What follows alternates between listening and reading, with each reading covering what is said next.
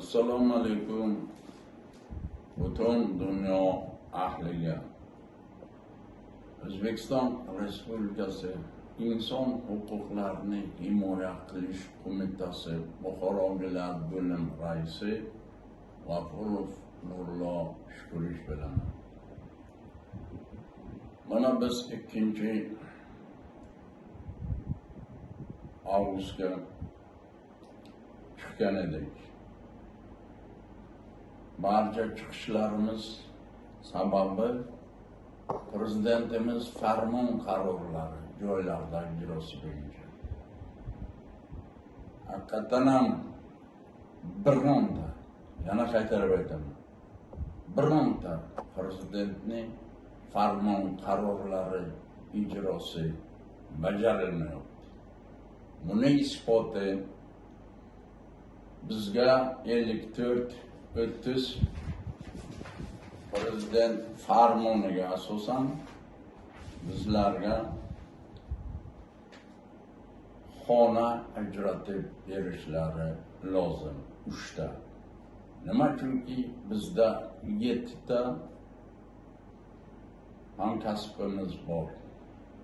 Lekin Prezident farmoni 3 yildan beri tan olinmagandan keyin qanday ishonsa bo'ladi bu davlatga, bu prezidentga, bu senatga, bu vazirlar mahkamasiga, hokimlarga. Biz hozir hayron bo'libmiz. Nima emish? Hozircha joy yo'q. Hammaga joy topiladi-yu, 54-30 farmonga joy topilmaydi. Farmonda ko'rsatib o'tilgan 0 balans bilan moshinasidan mehigacha berilmadi. Farmonning ijrosi bajarilmadimi? Prezidenti tan olmadi degan. Yana bitta farmonlari davlat dasturiga kiritilsin. Zavodlar qurilsin, investitsiya keltirilsin, eksport qilinsin. Xalqni ishsizlikdan chiqarsin. Xalqni ocharchilikdan, kambag'allikdan chiqarsin. Yangi ish o'rinlar yaratib berilsin degan farmonlar. Ikkinchisi bajarildi. Bu degani birorta farmonni ijrosini ta'minlamaydi bular. Biz Saida Shavkatovaga yozgan edik. 17 ta masala. Birinchi masalamiz 54-30 turibdi. Ikkinchi masalamiz xalqni ish bilan ta'minlash, yangi ish o'rinlar yaratish qarorlari ijrosi bo'yicha investitsiya kiritilsin, zavodlar qurilsin degan farmonlar ijrosi bo'yicha barcha loyihalarimizni berdik. Nometan Buxoro tuman Nometandan 1100 gektar yer ajratilgan. 114 ta zavodga. Shundan biz birinchi etap 5 tasini boshlayapmiz. Rossiya Federatsiyasi investitsiya qilaman. Bir ishchi loyihalarini, smeta proyektlarini qachonsan buni to'lab bilasan. Mana biz Saida Shavkatovaga shuni berdik. Undan keyin Prezidentimiz aytganlar 26-mahallada Turkiy jandida yozilgan bog'cha, tobutxona, bolalar o'yingohi tepasiga quriladi shveyni sex, yangi ishchi o'rinlar yaratish, o'zini o'zi band qilish. Undan keyin kiritilgan futbol maydonchasi, bular barchasi prezident farmoni, 3-farmon bajarilmoqda. 4-si, bir ayol g'ijduvonga kelini, xudo ayol 2 qizi bilan kelib bebeni urgan. Bebeni ko'karmagan joyi qolmagan.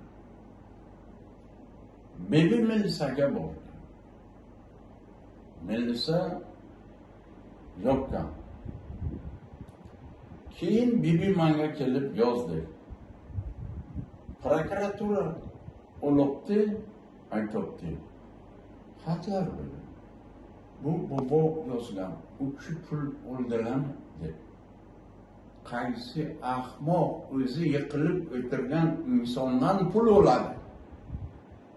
Bular o'zlari o'shanga o'rganib qolib, birovni ham o'zlarida ko'radi. Sen xatlar bilan, xatni ol, tamom, qo'l qo'yib ber, yuqori Hamdamov Ulug'bek Aslonovich ko'rib chiqadi. Kimga yo'naltirishini o'zi biladi.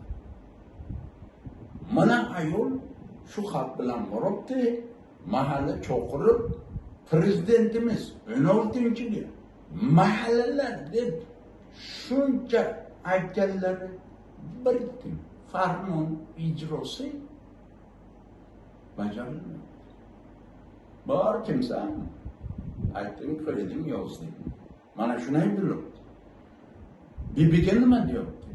Borib o'g'lingizdan, keliningizdan, xudoyingizdan, qizlardan kechirim so'ra. U inson Xudo rahmatli eri bilan loy urgan paytda u kelini bilan o'g'li olib birga bo'lmagan. U bibini ko'chaga chiqarib haydayaptilar. Mahalla buni prezidentimizning farmoni. Farzandlar ota-onasiga qaramasa, jinoiy ish qo'zg'atilsin degan. Nimaga bularni bajarmaydi? Yoki yana bitta misol, o'sha tumandan bir ayol kelibdi. Eri tashlab boshqa xotin olgan. Bir o'g'li 2007-yil tug'ilgan, 22-yil vafot etgan. Bir o'g'li nogiron, nogironlar davlat imorasiga. Bir qizini chiqargan, bir qizi maktab o'qiydi. O'zi sharoitda og'ir kasal.